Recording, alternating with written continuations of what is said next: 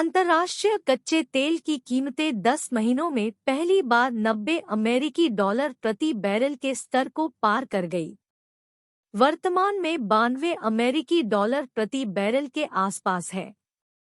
कई अंतर्राष्ट्रीय एजेंसियों ने पहली तिमाही के आंकड़ों को देखने के बाद अपने अनुमानों में बदलाव किया है।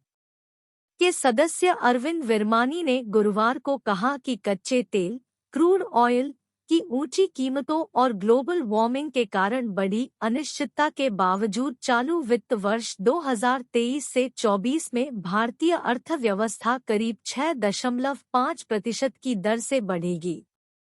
विरमानी ने यह भी कहा कि भारत में सकल घरेलू बचत अनुपात लगातार बढ़ा है।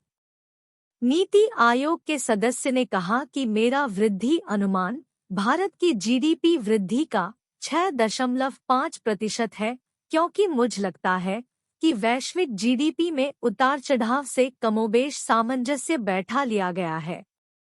अमेरिका स्थित कुछ अर्थशास्त्रियों के भारत के आर्थिक वृद्धि को बढ़ा-चढ़ाकर बताने का दावा करने पर विरमानी ने कहा कि उन्होंने देखा है कि कुछ पूर्व अधिकारियों को यह पता नहीं था कि जीडीपी का निर्माण कैसे किया जाता है, क्योंकि वे अकादमिक पृष्ठभूमि से आए हैं।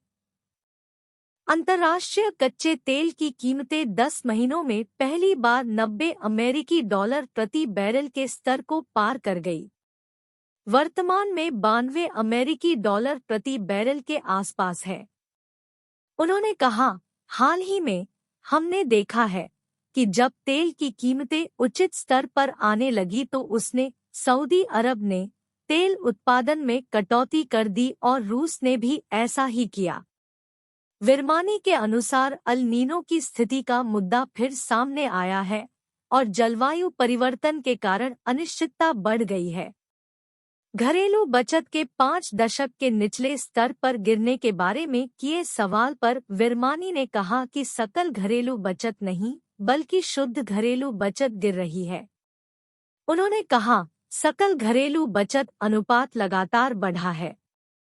शुद्ध घरेलू बचत अनुपात कम हो रहा है क्योंकि उपभोक्ता ऋण तेजी से बढ़ रहा है।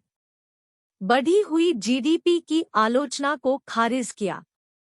वित्त मंत्रालय ने भी पिछले हफ्ते बढ़ी हुई जीडीपी की आलोचना को खारिज किया था और कहा था कि उसने आर्थिक वृद्धि की गणना के लिए आय पक्ष के अनुमानों का इस्तेमाल करने की निरंतर प्रथा का पालन किया है।